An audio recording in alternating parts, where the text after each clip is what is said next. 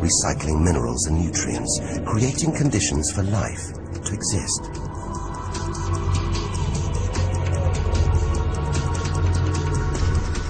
This makes the Grand Canyon look like a crack in the pavement. It goes on and on. So far, it would stretch all the way across North America. But look, signs of activity, erosion, and what looks like dried up riverbeds on the canyon floor. Maybe volcanic activity melted ice in the soil, sending water flowing through this vast canyon. Activity that we now know could still be melting ice, creating water. And where there's water, there could be life. If we can find running water, there's a chance we could find living creatures. Trundling across this desolate landscape, the NASA rover Opportunity. It's finding evidence that these barren plains were once ancient lakes or oceans that could have harbored life.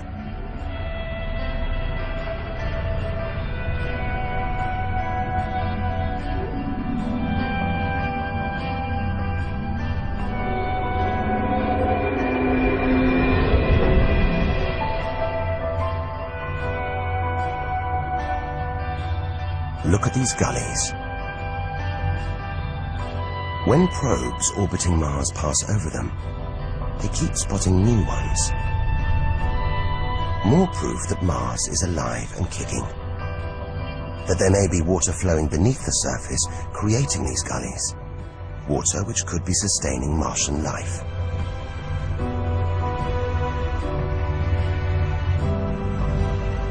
Now all we have to do is find it. Unless we've already found it. Not on Mars, but on Earth. There's one theory that has life starting here before moving to Earth.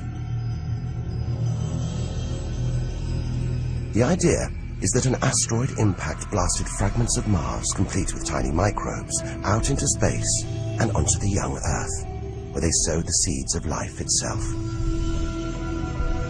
No wonder we find Mars fascinating. It could be our ancestral home. If it's true, it means we're all Martians. The Mars we thought we knew is gone, replaced by this new, active, changing planet. And if we don't know Mars, possibly the solar system's most studied planet, what else don't we know? There must be other secrets out there, waiting to be discovered.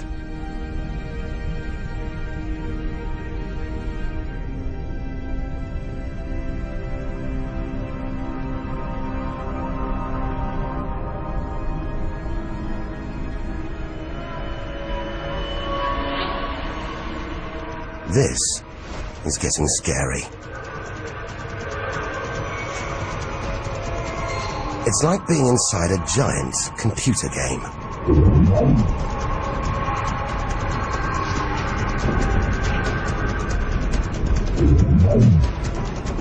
But these are all too real. Asteroids, some of them hundreds of kilometers wide. This one must be about 30 kilometers long. And look, perched on it, a space probe. Can't have been easy parking on an asteroid traveling at 80,000 kilometers an hour. It's a lot of effort to investigate some rubble. Rubble that regularly collides, breaking up and raining down on Earth as meteorites.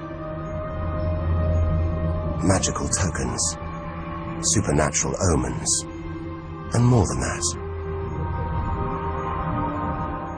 Turns out it was rubble like this that came together to make the planets, including our own.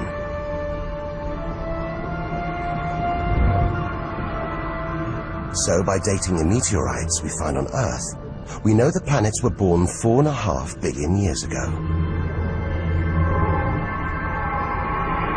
These are the birth certificates of our solar system, of our planet. But for some reason these rocks didn't form into a planet. Something must have stopped them. Something powerful.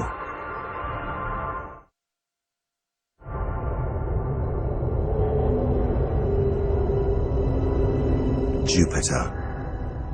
What a monster. At least 1,000 times bigger than Earth. So vast, you could fit all the other planets inside it. Something this big is going to have a major effect on its neighbors. Its gravity is stopping the asteroids from forming a planet. And just look at it. It's stunning. But up close, maybe things aren't quite what they seem. This huge planet is almost all gas. Land here, and we'd sink through its layers, maybe never hitting a solid surface. And Jupiter's good looks, the product of extreme violence. It's spinning at a huge rate, whipping up winds to hundreds of kilometers an hour, contorting the clouds into stripes, eddies, whirlpools. And this, the legendary Great Red Spot. The biggest, most violent storm in the solar system. At least 3 times the size of Earth. It's been raging for over 300 years. All those churning clouds have sparked an electrical storm. Just one bolt is 10,000 times more intense than any at home.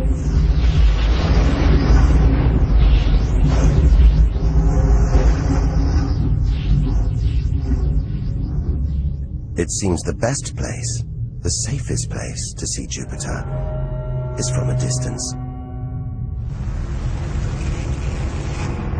That's just beautiful, dancing round the poles like the aurora back home.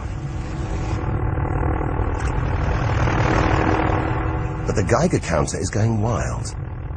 It seems even these are deadly, generated by lethal radiation pulled from space by Jupiter's powerful magnetic field.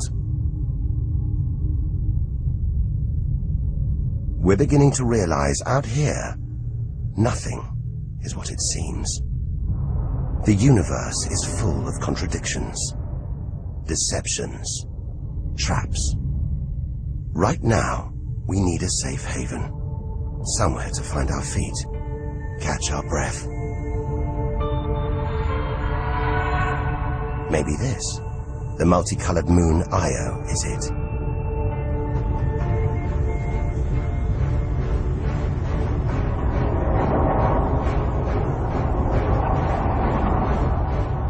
Those pretty colors, a molten rock, sulfur, volcanoes, spewing burning hot ash and sulfur hundreds of kilometers into the air.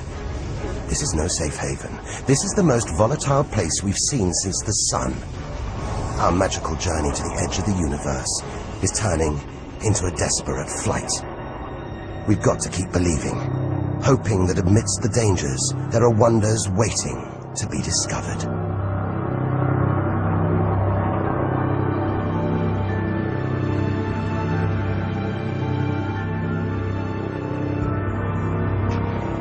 $650 million kilometers from home. What a weird-looking place. And yet it looks strangely familiar.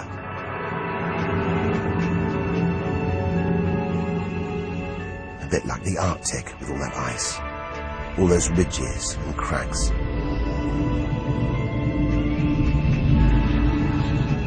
This is Europa. And maybe, like the Arctic, this ice is floating on water, liquid water.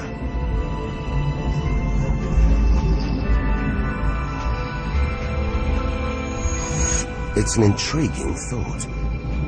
But we're 800 million kilometers from the sun. Surely Europa is frozen solid.